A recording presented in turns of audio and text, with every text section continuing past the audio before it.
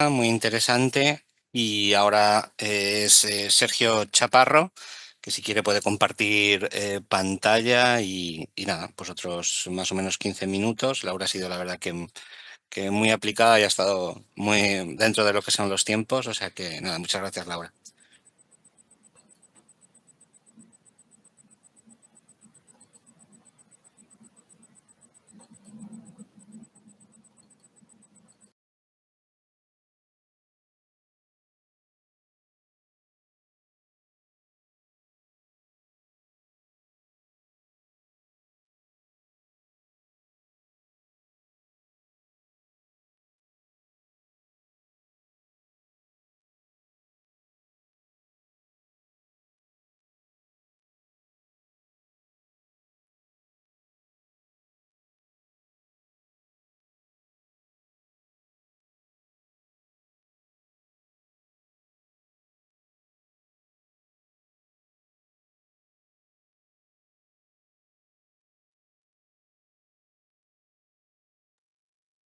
Sergio, ¿todo bien?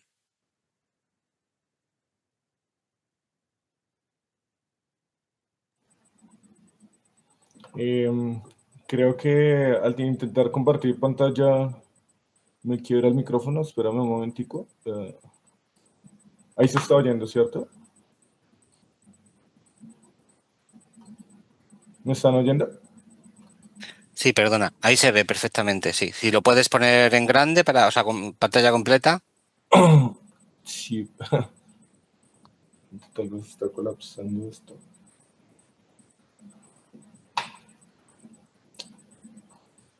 Espera un momento, trato por otra forma.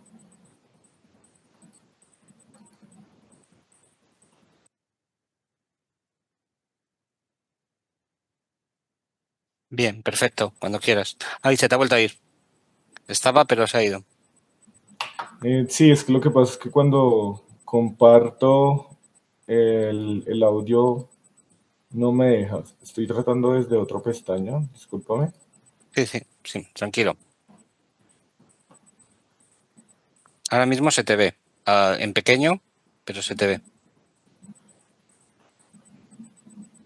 Creo que ahora Todo. sí, ¿cierto? Sí, perfecto, perfecto, cuando quieras. Listo. Aquí también voy a tomar el tiempo. Eh, Cordial saludo a todos en este segundo Congreso Internacional de Estudios Críticos Animales, organizado por profesores de 6 facultades de la Universidad Nacional Autónoma de México. Es un honor estar aquí con los demás ponentes. Aprovecho este espacio para compartir una voz de lo que está sucediendo en la Franja de Gaza, del genocidio que todavía continúa en curso y que no solamente afecta a, al pueblo gazatí, sino también a numerosas especies animales, perros, gatos, ciervos, vacas, especies silvestres, aves, y eso lo que nos muestra es una señal de alarma civilizatoria de continuar el imperialismo en el siglo XXI. No solamente nos depara un genocidio humano a los pueblos oprimidos, sino probablemente también lo que el filósofo español Jorge Richman llama un omnicidio del capital a los trabajadores, a los animales y a la naturaleza. Bueno, estamos aquí en esta mesa 10 de filosofía de los animales, dialogando. Saludo a quien me precedió, a Laura desde Francia, a Sofía desde México, a Sergio Tocayo desde España y quien les habla. Bueno, la ponencia lleva por título Diálogo crítico con las 18 tesis alemanas de materialismo histórico y liberación animal. Lo que hago aquí es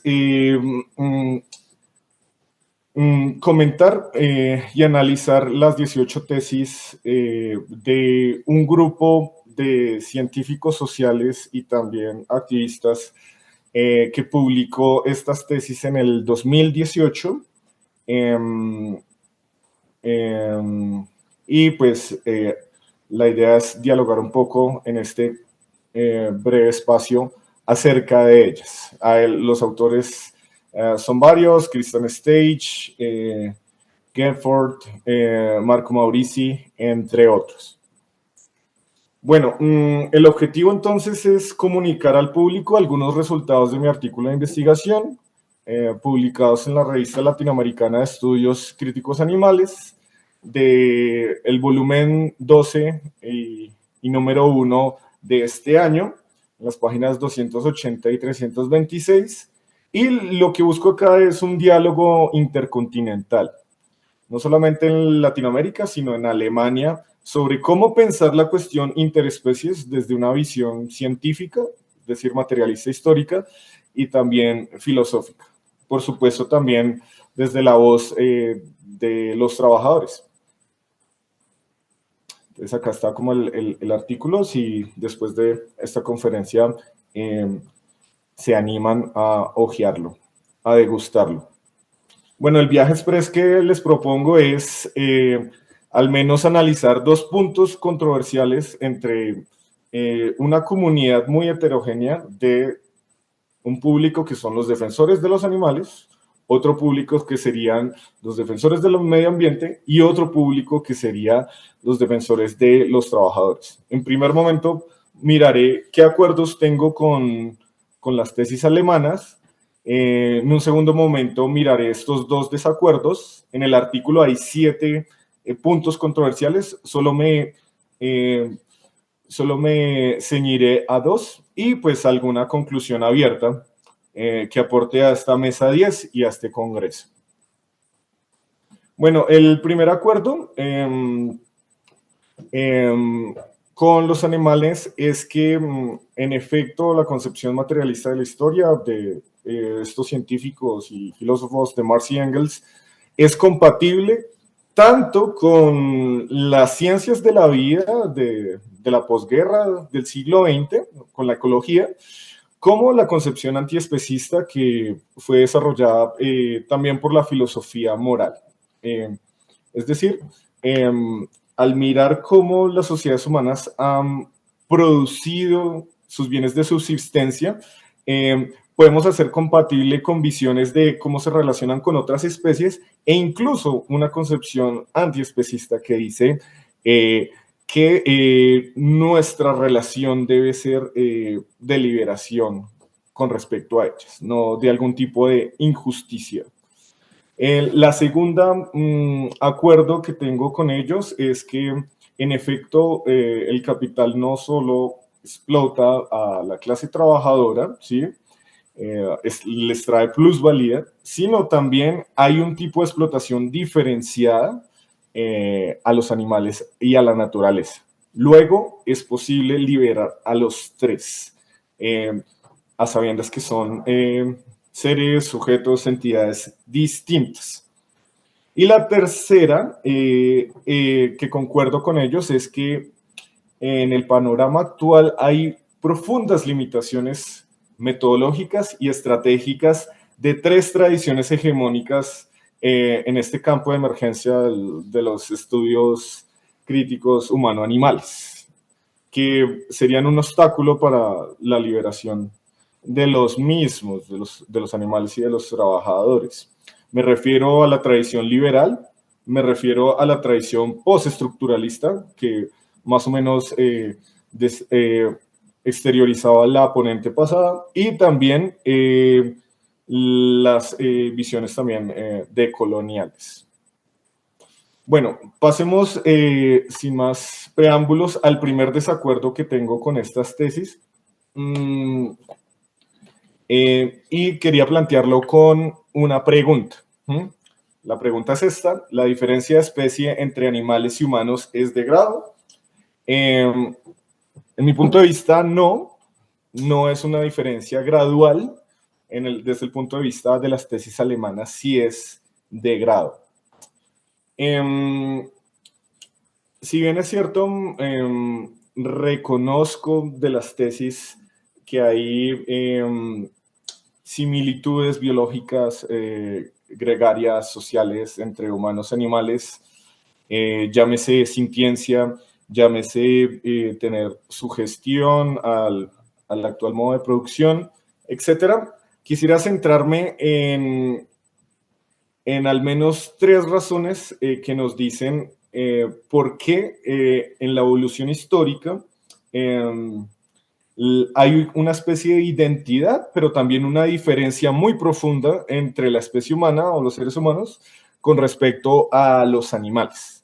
Y que de ello no se sigue que sea una concepción supremacista, especista, etc. Entonces, la primera es que el tránsito de la animalidad a la humanidad es cualitativo, eh, de hace 7 millones de años, con esta gran familia de los homínidos, y el salto cualitativo que podría datarse entre hace 12.000 y 350.000 años. Hay un metabolismo y coevolución de especies, pero de algún modo nosotros nos separamos. Aquí, ¿cuál es el argumento acá? Es el trabajo social complejo.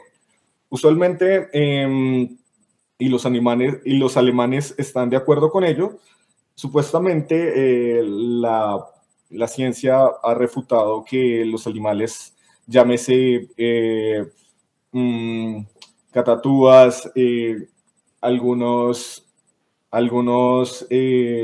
chimpancés, etcétera, puedan hacer uso de herramientas, pero aquí está la idea de que las herramientas sofisticadas empiezan incluso desde el mismo hombre del Paleolítico, piedras talladas, monolitos, cuchillos, arcos, flechas, lanzas, martillos, abrigos, pinturas rupestres, botes.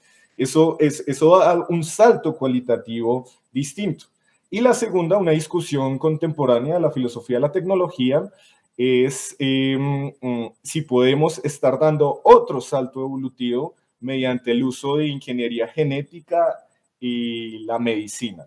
De modo que, en conclusión, respecto a este primer desacuerdo, para las tesis alemanas hay una diferencia de grado, pero considero que en una visión materialista, científica, rigurosa, hay diferencias de especie, cualitativas, profundas. No comparto ese gradualismo del mismo. El segundo desacuerdo, este es más interesante, más práctico, digamos, gira en torno a dos preguntas. La primera es, ¿cómo expropiar a la industria animal del capital? ¿Sí? Ganadería, agricultura, piscicultura, etc. Y la segunda, si es posible una transición alimentaria postcárnica a corto plazo. De nuevo, aquí sostengo la tesis de que no, pero esto no significa que un materialismo histórico en el siglo XXI, en el tercer milenio, no esté a favor de la liberación de los animales, sino que tal vez no es la vía que nos están proponiendo estos alemanes. Leámoslo literalmente a ellos. Su propuesta programática es esta, su programa de transición, digámoslo así, es esta, que le dicen a los trabajadores, y en la economía capitalista es, cito, en la tesis 14, la conversión de la industria alimentaria y de la carne en una industria ecológicamente sostenible, vegana y planificada socialmente, en cambio, sería una demanda socialista oportuna.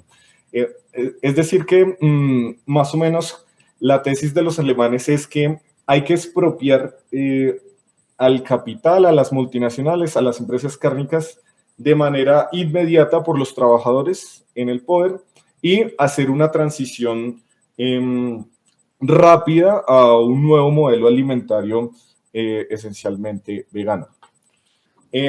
¿Cuál es la polémica en cuanto a los plazos o los tiempos de la transición?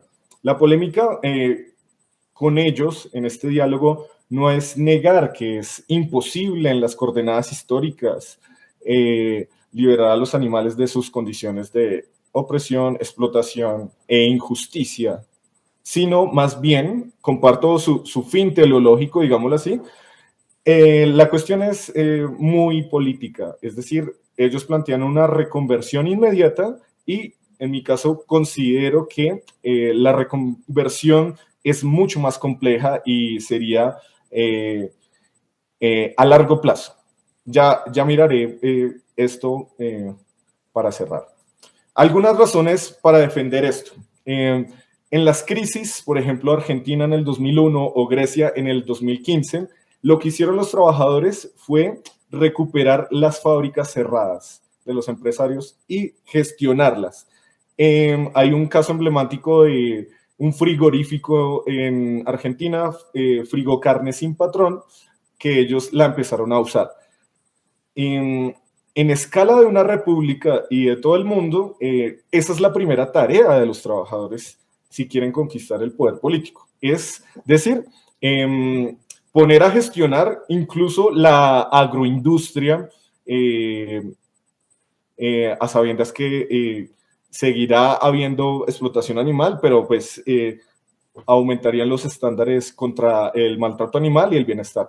Segundo, hay una profunda cultura cárnica entre los trabajadores, si bien es cierto, también hay cuestiones de subconsumo y pues un método de materialista histórico nos dice que debemos solucionar primero unas condiciones de existencia básica y eso generará un aumento de conciencia, una sensibilidad moral y también cultural y científica por las otras especies animales. La última, o las dos últimas, es la prioridad de política pública y agendas de la lucha de clases. Con la pandemia, en el 2021, es claro que fue un centro meridiano poner atención a los animales, pero hay otras igualmente prioridades y enlaces y alianzas de movimientos sociales, por ejemplo, el genocidio de Palestina, la cuestión de los inmigrantes, entre otras. Lo anterior no quiere decir que caiga en un gradualismo. Por el contrario, comparto el espíritu de los animales de urgencia entre la crisis climática, entre la destrucción ambiental, lo que decía al comienzo de mi ponencia, el ecocidio, de manera que es cierto que hay una aceleración de los procesos históricos, pero no podemos hacer la reconversión inmediata una vez que los trabajadores se tomen el poder de nuevo en las revoluciones del siglo XXI. Bueno, como el tiempo es acotado, concluyo con tres puntos. El primero, estamos viviendo una revolución de las ciencias de las especies. La tercera, síntesis de la biología evolutiva, la economía ecológica, la ecología de los límites planetarios, avances en ingeniería genética y la filosofía interespecies. Este congreso da cuenta de ello.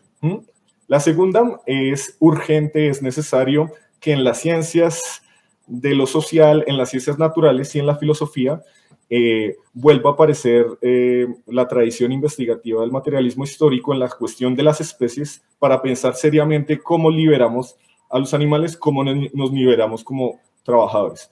De manera que la divisa de la sociedad socialista será posespecista o no será, cobra vigencia. Y lo último, pues, como ya dije, invito a leer mi artículo, Diálogo crítico con las 18 tesis alemanas de materialismo histórico y liberación animal, y proseguir el diálogo intercontinental que hoy estamos haciendo en Europa, en América Latina y el resto del mundo. Muchas gracias a todos por su atención. Pues muchas gracias, Sergio. Una ponencia muy interesante y provocadora que seguro que nos da un montón de juego al final. Y ahora sí damos el paso a Sofía Falomir.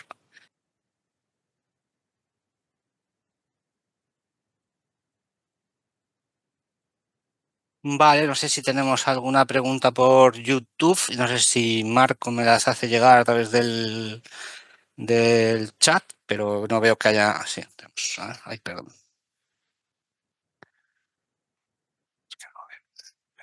Un momento.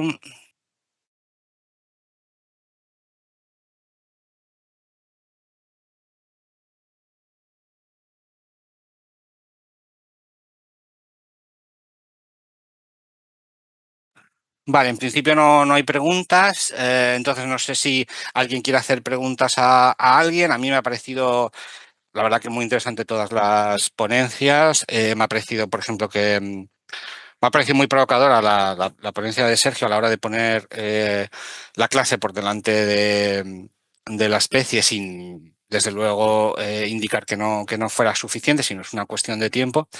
Me ha parecido muy provocadora, la verdad. Me gustaría saber por qué. Y, o sea, quiero decir, entiendo que no, entiendo que, o sea, veo las influencias de Jorge Reitman, pero, claro, o sea, no hay tiempo para hacer ese progreso en base a que el sufrimiento animal se está produciendo. Entonces eso me provoca mm, quizás más controversia a la hora de realizar una propuesta temporal. Si puede un poco desarrollarlo. También me gustaría, he visto que entre Sofía y Laura quizás hay una interpelación en base a la Tour. Y bueno, no sé si podrían un poco profundizar entre ellas y voy mirando, si quieres Sergio, vete hablando, voy mirando a ver si hay alguna pregunta más y pues mantenemos este diálogo. Sí, ¿se oye? Sí. No, lo que visualizo con la presentación de Sergio, de Laura y de Sofía hay algunos puntos comunes de debate, por ejemplo, la lúdica en los animales, esa sería una. La segunda, cuando ella menciona, Laura creo, eh, otros tipos de agencia que pueden tener las especies animales, sus individuos o grupos, ¿sí? O en el caso de Sergio está bueno, como criterios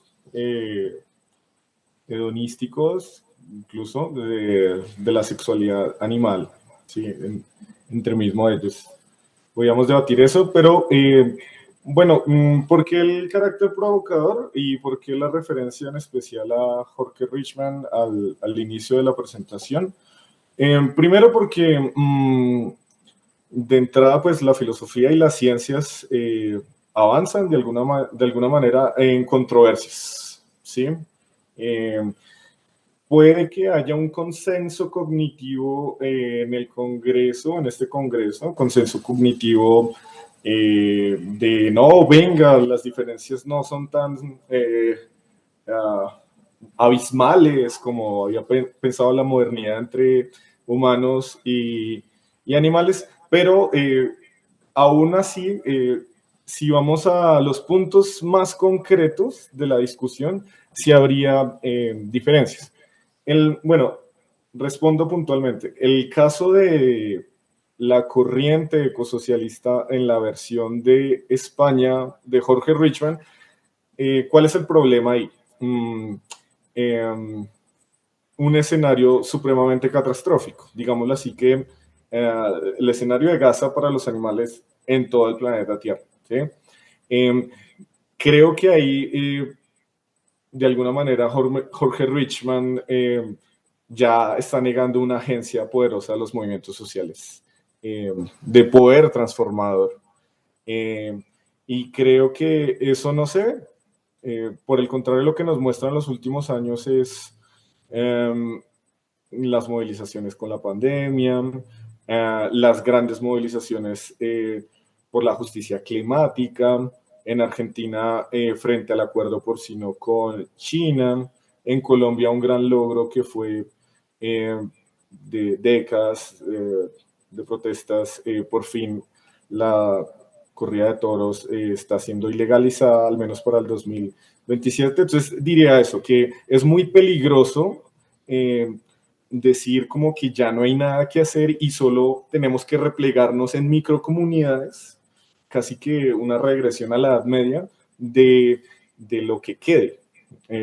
No, por el contrario, la apuesta, y los alemanes también están en esa apuesta, es, ¿no? Los trabajadores son la mayoría de la humanidad, tienen una agencia muy distinta a las especies animales, un poco dialogando con lo que dice Laura, la agencia de los animales es de dos tipos. A nivel microsocial, hay estudios empíricos cuando rechazan en la pesca masiva, que escapan en algunos mataderos, etcétera. Esa es una agencia microsocial y también una agencia natural que ya ustedes nos mostraron de manera muy chévere los casos puntuales.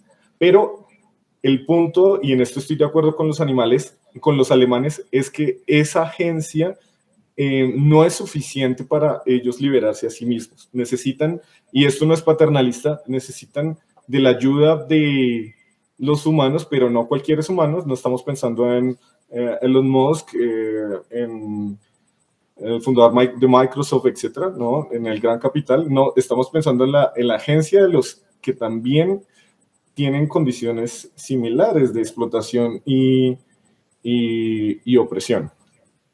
Particularmente los trabajadores de la industria cárnica, agroindustrial, de los servicios educativos.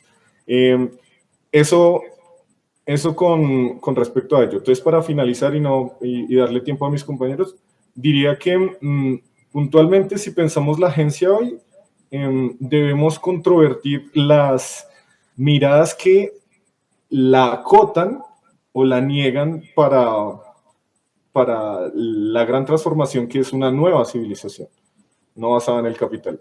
Y en ese sentido, las corrientes ecosocialistas en la versión de Richman no nos ayudan en la protección de los animales y los humanos. Sin embargo, hay que tomarse muy en serio el gran peligro del homicidio, de lo que está haciendo el imperialismo. Y la segunda, hay que mantener de alguna manera una diferencia, especificidad entre la agencia de las clases sociales y la agencia de las especies animales. No, aun cuando teóricamente defendamos una simetría entre ambas, en términos prácticos podemos ver que para pensar una república interespecies es necesario, es muy primordial la agencia de los movimientos sociales, de la clase obrera, de los indígenas, campesinos, etc. Muchas gracias, Sergio. Muy interesante. Hay una regla que podéis contestar quien queráis, que es si consideráis que la filosofía posmoderna, postestructuralista, pues de alguna forma se aplica mejor a la emancipación animal que pues la filosofía utilitarista liberal inglesa. Puede contestar quien quiera. Es Yo una pregunta. quería, ¿Alguien más? Sí, podría, pido. Frente a la pregunta de Carmen, bueno, podría responder desde dos flancos. La primera, de manera simétrica, tanto la tradición analítica liberal como postestructural han hecho contribuciones importantes para pensar conceptualmente, etcétera, la situación contemporánea de las especies animales. Hay avances importantes. Entonces, no podemos partir de ceros, tenemos que hacer en esta idea de Dussel, de un diálogo mundial de la filosofía, pues hay que charlar en estas tradiciones y hay que intentar de superar conservando, ¿sí? De alguna manera. Hay que hacer síntesis de lo que nos dijo Derrida, lo que nos dijo el mismo Singer. Por ejemplo, mi trabajo de filosofía en pregrado es un análisis de las potencialidades y limitaciones de Singer y Francione, que son como icónicos, en diálogo con la cuestión anglosajona. Pero el otro franco más específico es que el trabajo académico sobre los animales no puede ser pensado por encima de la lucha de clases, por encima de los determinantes que nos influyen para pensar a los animales. De esa manera, considero que el mapeo que hace los alemanes, estas 18 tesis, especialmente la tesis 2, esa cartografía, es muy poderosa, en tanto nos ofrece una tercera visión que por lo menos en las 3 décadas no existía.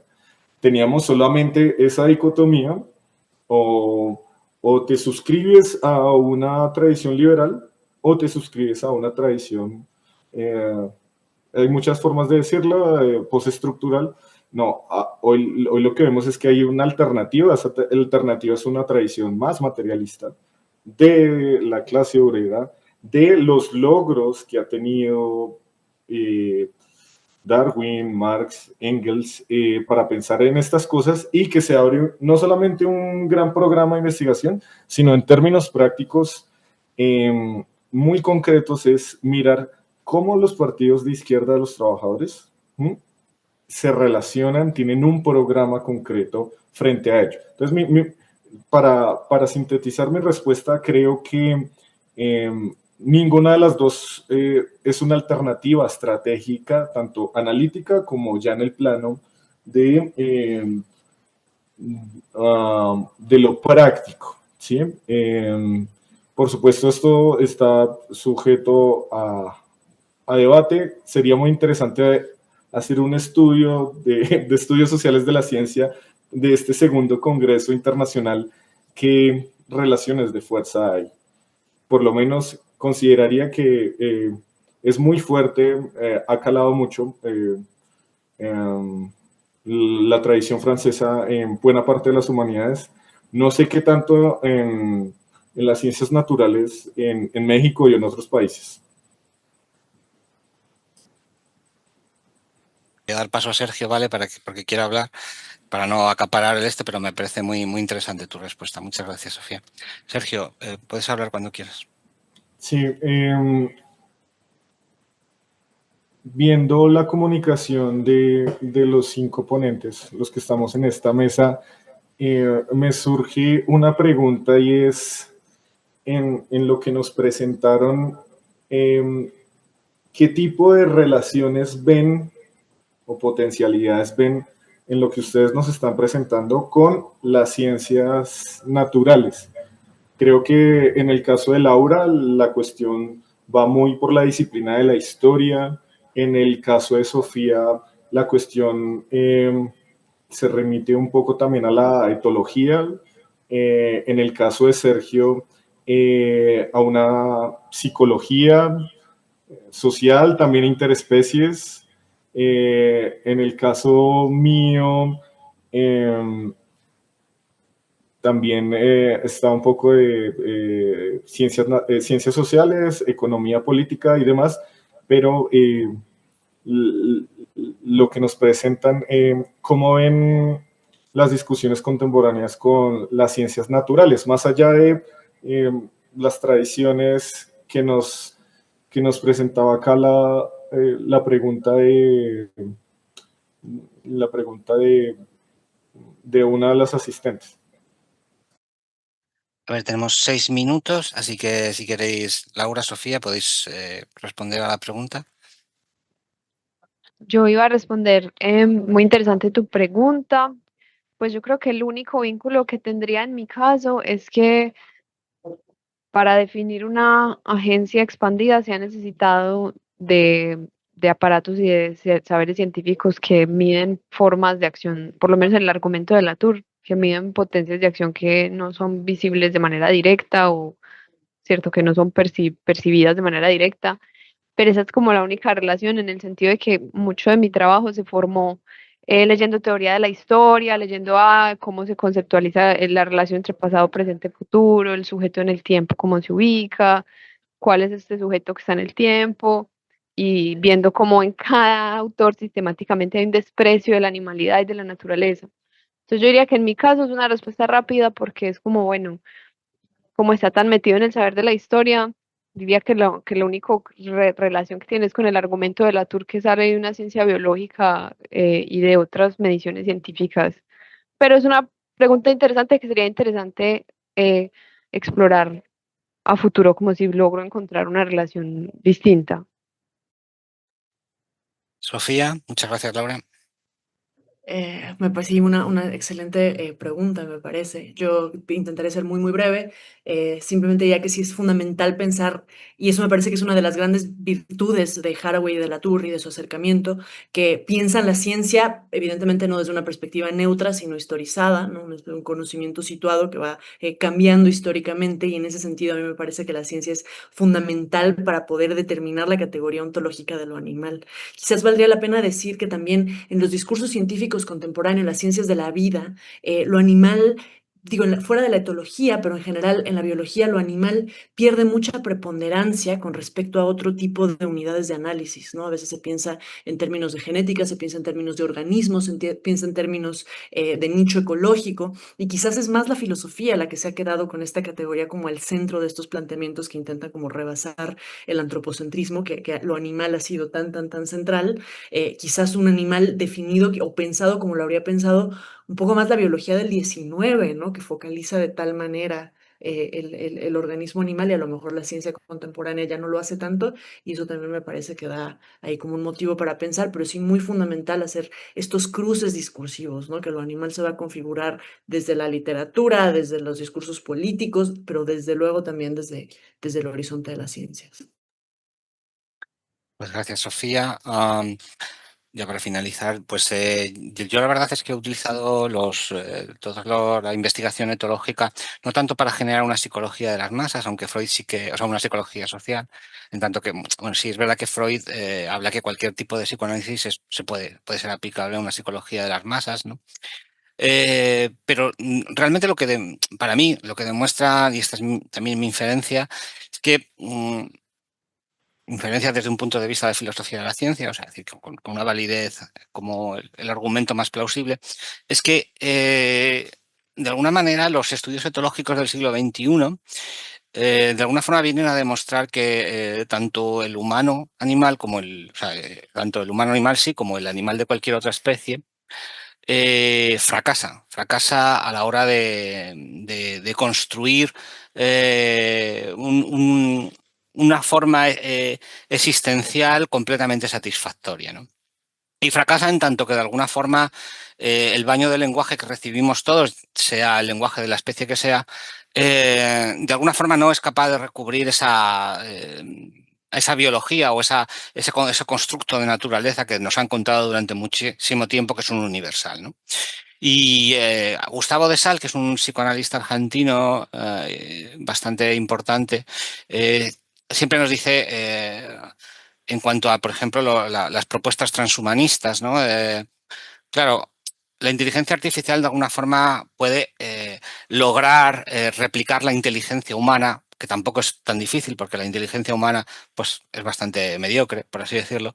Pero lo que sí que es muy difícil es replicar nuestra estupidez, ¿no? Es decir, el fracaso singular de goce que cada individuo tiene, ese fracaso que depende del significante amo con el que ha sido educado y que le ha dejado trauma en el cuerpo a lo largo de su infancia, y que cada uno es una forma y que además como fracasa a la hora de ser representado, pues de alguna manera tiene una interpretación fantasmática y de marca corporal singular en cada uno, pues ya sea un animal, un individuo de cualquier especie, va a tener una singularidad propia, que es ese síntoma que va a iterar, iterar, iterar y que nunca va a lograr satisfacerse, porque la única forma de satisfacción es la pulsión de muerte, que es la abolición. O sea, es decir, la única forma de satisfacer es directamente la extinción, tanto del individuo como de la especie.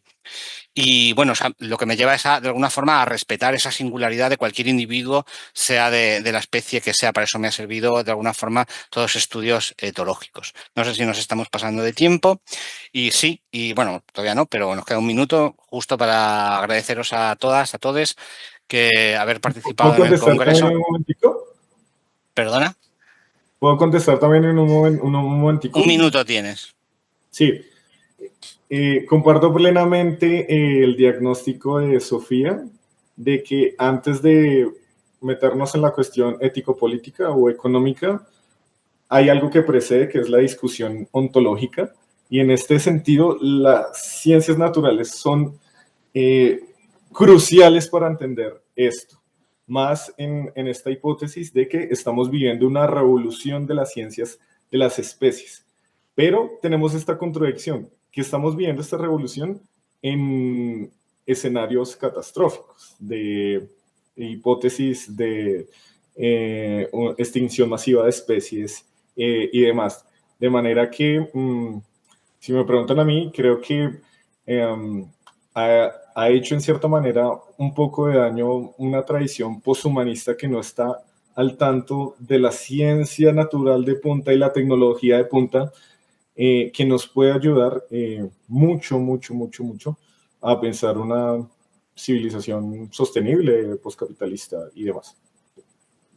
Vale, pues muchas gracias, Sergio. Dejamos el debate ahí en todo lo alto, si os parece, yo os emplazo a otro congreso o otra mesa para poder seguir debatiendo, que ha sido, en mi opinión, desde luego muy enriquecedor y súper interesante. Y os doy las gracias a todos, también a Marco por ayudarnos a nivel informático, y nos salimos para dejar espacio a la próxima mesa a que puedan realizar sus pruebas y sus... Nada, un placer y muchísimas gracias. Muchas gracias. Un abrazo para todos. Abrazo, gracias. Y Free Palestine. Palestina libre siempre.